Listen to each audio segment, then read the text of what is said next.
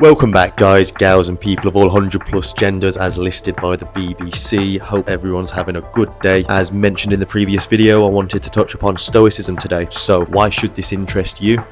In short, do you ever find yourself thinking irrationally? And I know that's a tricky one, as irrationality can be subjective, but I'm going to define it as not thinking in an objective and logical manner. So, could this be you? Maybe you're sat there thinking absolutely not, but maybe you do, but you just aren't aware. Maybe you say you want to go out to eat, but say no to every single suggestion. Maybe you're a woman. Well, if this is you, then don't worry, I've got the answer for you. Stoicism, brought to you in part by Marcus Aurelius. However, lads, don't get comfortable because we need it just as much, if not more. But in all seriousness, if you do find your emotions getting the best of you, you're lacking discipline to get the things you want to do done, if you just want to appreciate life and get more out of it, then Stoicism could well be a means to achieve those ends. And you don't just need to take my word for this. Academics at Royal Holloway University of London reported that 94% of participants who took part in the annual Stoic Week event felt better about their lives, and they experienced a significant reduction in negative emotions. Mental health is obviously important, and if you suffer in any degree with things like depression, anxiety and overthinking, then this philosophy could really help you. What we'll do today is just run over a few of the fundamentals so you can work out for yourself if this might benefit you.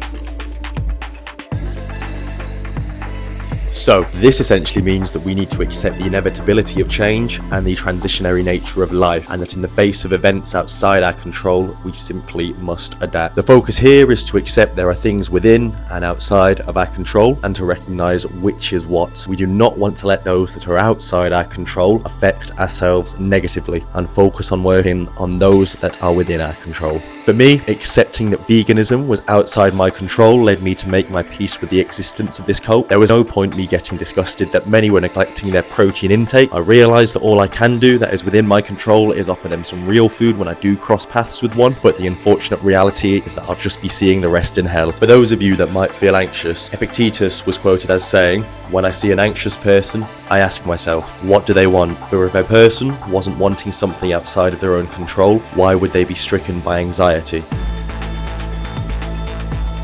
This one's about cultivating self-control and mastery over your own emotions and thoughts. Detachment from external events is encouraged, and instead we should focus on developing inner stability. This actually links to the acceptance of the natural order, as in this part we relinquish the emotional attachment from those things outside our control. And lads, just to clarify, this does not mean that you need to be cold and indifferent to everything. It's more about understanding yourself, the how and the why of you feeling a certain way, and then being able to objectively reason yourself back to baseline again and crack on. It's a common misconception that Stoicism is about being emotionally detached from everything. I believe it takes more strength to live through emotion than it does to avoid it, and avoiding it will lead to a very lonely life. But it is also important we keep a handle on our emotions before we do things we might regret. As Marcus Aurelius said, you have power over your mind, not outside events. Realise this and you will find strength.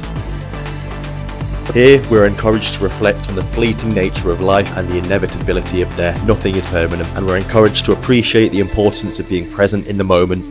Just as everyone before us and everyone after us has and will die, so will our loved ones and ourselves. The thing is, for me, being conscious and accepting this has been one of the more impactful integrations of this philosophy. While it's never nice to think about, I have found myself appreciating my time more with those that matter to me, as opposed to simply taking it for granted, which is a very easy mistake to make. I'm now very consciously aware that sooner or later, the inevitable will happen, and I won't have any more chances to spend time with or say the things I want to them. This way, I'm hoping I minimise the chance of having any regrets when it is too late, and when these events do happen, I want to be able to find comfort knowing that I made the most of what I could and focus on celebrating their life and the time we had together instead of mourning it. The longest live, and those who will die soonest lose the same thing. The present is all that they can give up, since that is all you have, and what you do not have, you cannot lose.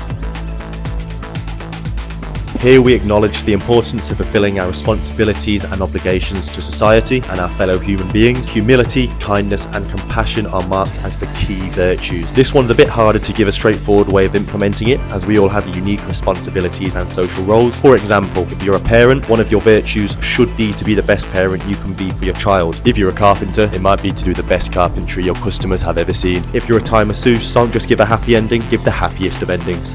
Often, injustice lies in what you aren't doing, not only in what you are doing. This is the one that actually drew me to Stoicism in the first place. It's all about engaging in self-reflection and introspection as a means of understanding ourselves better and then striving for personal growth. And it can actually be quite straightforward to implement. At the end of the day, run a journal, whether it's just in your notes on your phone or actually written down. Identify what went well and what didn't go well. Focus on the things that didn't go well, such as why they didn't go well. Could you have done anything to avoid the situation or outcome? And if so, what can you do to, and how can you avoid the same situation or outcome in the future? It's just basic analysis at the end of the day. It's not about achieving perfection overnight, it's just about making small improvements day in and day out. As Ralph Waldo Emerson said, make the most of yourself, for that is all there is of you. Now, I'm hoping that a lot of what I've said today is something the majority of us do anyway. I'd like to believe in the inherent good of people, but without being more conscious of these things, we'll certainly fall short of our potential. If any of this has intrigued you, I'd encourage you to give it a Google in your own time. And if you're slightly skeptical, I would also encourage you to have a look into it, because I might have just done a bad job of getting the main points across. I wouldn't spend my time making this if I didn't genuinely believe it could help people out there like it's helped me. Till next time.